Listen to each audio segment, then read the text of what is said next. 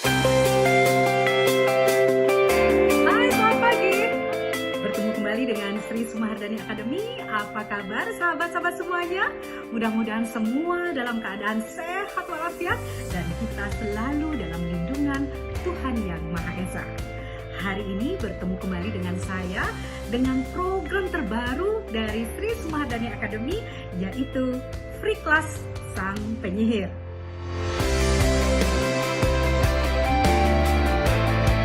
Materi-materi yang saya sampaikan di Free Class Sang Penyihir adalah best practice dari pengalaman sebagai pembicara, presenter, MC, marketing, dan pengalaman praktis lainnya yang saya gabungkan dengan teori-teori yang pernah saya pelajari. Kita akan lanjutkan dengan masuk ke materi public speaking. Dalam faktor komunikasi personal, kita akan mengenal yang namanya 3 bagian, ya. Yang pertama adalah kata-kata, yang kedua ada namanya nada suara, dan yang ketiga ada yang namanya bahasa tubuh. Nah, ini di mana-mana orang sudah pasti mengetahui. Ya, ini adalah ilmu umum. Nah, penyampaian kita kepada orang lain akan tersampaikan dengan baik itu karena kata-kata, tapi penentuannya hanya 7%. Ya. Nah, bagaimana dengan nada suara? Nah, nada suara inilah sebenarnya yang menentukan 38% yang disampaikan kepada orang lain itu menjadi berhasil. Terus yang paling besar apa? Nah, yang paling besar adalah bahasa tubuh. Makanya jangan abaikan bahasa tubuh Anda ketika menjadi seorang pembicara, ya. Karena ini sangat menentukan 55%. Ya, ada 3 kata-kata, 7%, 38% nada suara, dan 55% adalah bahasa tubuh. Nah, kalau saya tanya nih, di antara ketiga ini mana yang paling sulit Anda lakukan ketika berbicara di hadapan orang lain? Yang mana? Gesturnya, kata-katanya, atau nada suaranya, ya? Dan begitupun kebalikan, ketika orang tersebut berhasil menyampaikan sesuatu di hadapan orang lain, ketiganya inilah yang dipakai. Terutama tentu adalah faktor yang paling penentu, yaitu 55% di bahasa tubuh. Saya akan contohkan yang namanya kata-kata. Kata-kata kan banyak itu. Orang biasanya yang simpanan kata-katanya sedikit, biasanya bahasa yang digunakan itu kalimatnya pendek-pendek, ya. Pendek-pendek dan terkesan itu sangat kaku. Contoh ini, kita mau bicara, ya. Hai para pemuda, harus kreatif. Nah, itu contohnya nih. Kalau orang ahli dalam bermain kata-kata, dia tidak akan berkata-kata seperti itu, ya. Dia akan rubah, ya, kalimatnya, ya. Ide-ide cemerlang dari generasi penerus bangsa sangat dibutuhkan untuk pembangunan negara Indonesia. Nah, bersama. Artinya sama, pemuda harus kreatif, gitu ya. Tapi kalau dia mempunyai yang namanya keahlian dalam bermain kata-kata, dia akan menyampaikan hal tersebut dengan lebih enak didengarkan. Ide-ide cemerlang dari generasi penerus bangsa sangat dibutuhkan untuk pembangunan negara Indonesia. Nah, ya, mari belajar untuk lebih banyak lagi menyimpan kata-kata atau vocabnya kita untuk dapat menyampaikan pilihan-pilihan kata yang bisa kita gunakan ketika berbicara di hadapan orang lain, ya. Itu contoh dari kata-kata, ya. Kemudian yang kedua adalah nada suara.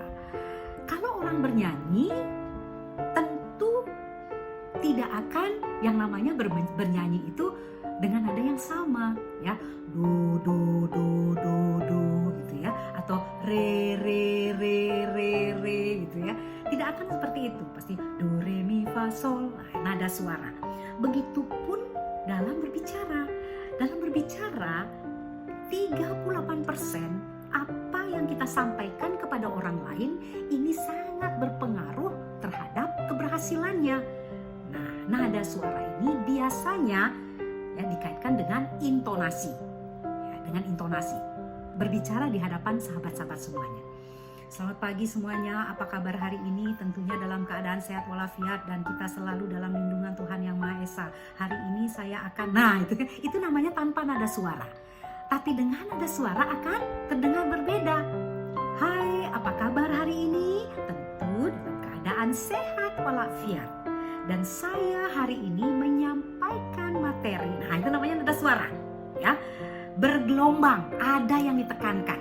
Nah, silahkan sahabat-sahabat semuanya berlatih di rumah. Ya, contohnya apa? Umpamanya ini ada sebuah kalimat. Saya wanita yang hebat. Ada 3 ya, saya wanita yang hebat. Ketika tanpa nada suara, maka kita akan menyampaikan seperti ini. Saya wanita yang hebat. Nah, ini ya, tanpa nada suara. Kita akan coba untuk menekankan intonasi di mana yang penting untuk dipahami oleh orang-orang. Umpamanya, saya wanita yang hebat. Nah, artinya yang ditekankan adalah sayanya. Ya, saya Sri Sumahardani, bukan orang lain, bukan mereka. Ya, jadi saya. Ketika orang itu mendengar akan bergumam seperti ini. Oh, dia toh bukan orang lain. Oh, dia. Nah, ya, berfokus kepada saya. Coba kita ganti intonasinya, bukan saya lagi, tetapi wanita. Ya, saya wanita yang hebat. Ketika kita tekankan di wanitanya, maka orang yang menerima akan bertanya seperti ini. Oh, wanita, ibu-ibu. Oh, wanita, perempuan. Nah, gitu ya. Nah, yang ketiga, umpama kita berikan intonasi kepada yang hebat. Saya wanita yang hebat. Nah, orang akan bilang atau orang yang mendengarkan akan berfokus kepada yang hebat. Oh, hebat, bukan biasa-biasa saja. Jadi, kesimpulannya bagaimana nada suara ini sangat menentukan apa yang akan kita sampaikan kepada orang lain. Mana yang penting, itu yang diberikan penekanan. Nah, selanjutnya adalah coba saya berikan kalimat ini dan silahkan sahabat-sahabat semuanya melatih di rumah sendiri. Jadi kalimatnya adalah kami mendukung program pemerintah saat ini. Sebagai latihan di rumah, yang pertama yang ditekankan adalah kami. Yang kedua yang ditekankan adalah mendukung. Dan yang ketiga program pemerintah, yang keempat adalah saat ini. Lakukan ya intonasi seperti itu, latihan di rumah, dan besoknya kita akan coba ketika pertemuan dengan free class sang penyihir untuk hari besok. Inilah sebenarnya yang banyak kita bahas di materi ini. Bagaimana menjadi seorang pembicara yang menyenangkan. Baik sahabat-sahabat semuanya, sekian dulu materi hari ini. Kita akan lanjutkan esok hari. Ingat melatihnya agar kita terbiasa menjadi pembicara yang menyenangkan di hadapan orang lain. Salam senyum sang penyihir, Sri